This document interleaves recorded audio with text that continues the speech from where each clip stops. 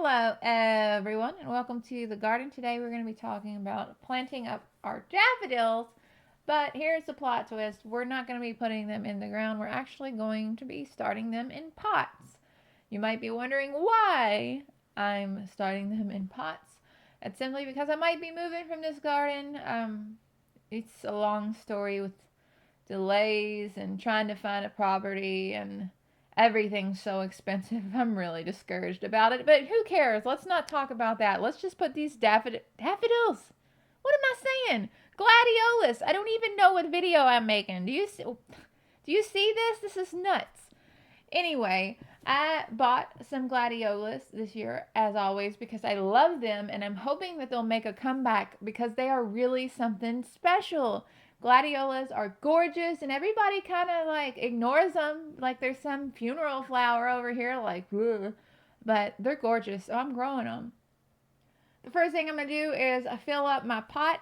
Standard pot filling procedure with potting soil. If you like, you can put a little bit of material down in the bottom to help with drainage. For some people, it hurts drainage. It just really depends on you and your mix. Then I am going to take my gladiolus bulbs and just arrange them in my pot. As you can see, I am spacing these gladioli. I'm going to say gladiolus. Very close together. There's probably about a 1-inch spacing between each of the bulbs in corms technically. In this 3-gallon pot, I was able to get about 13 corms per bucket, and I just buried those with about 1 to 2 inches of potting soil over the top. The variety that I'm planting in this video is called Katharina. This is a very, very pretty variety. It's a pink, kind of ruffly looking one that I found at Longfield Gardens. I meant to purchase some last year, but they were sold out when I had gone to do so. But luckily I was able to catch some of the bulbs on a restock. In general, we want to make sure our corms are pointing upward. That can be a little bit difficult to determine when some of them are kind of weird and wonky shaped.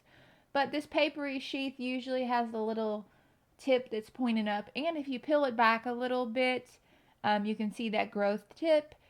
A lot of people say just leave the paper intact. That's what I do. I just ignore it. If there's paper on them, I leave it. There's a ring of roots at the bottom. You can see that ring, that basal plate of roots down there. Put that face down. Even if you kind of mess up and plant them sideways, nature has a way of orienting things and orienting themselves. So I wouldn't worry too much about it.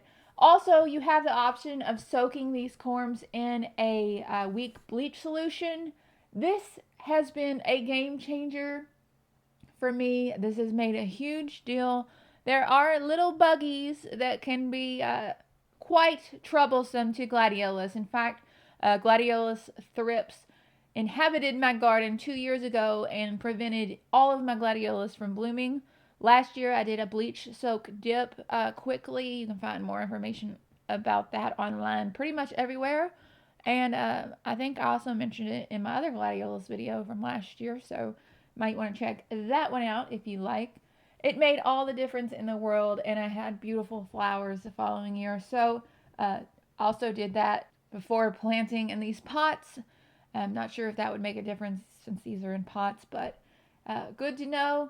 Most packages suggest spacing these about 3 inches apart. I've found that I can have success much closer with flower blooms, but just want to make sure that everything's weed free, which of course isn't going to be a problem in our pot.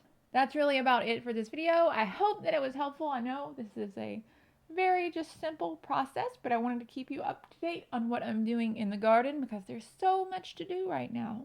As always, links to everything is down below. I'm so thankful that you watched this. Thank you so much, and I hope you're having a great day. Bye.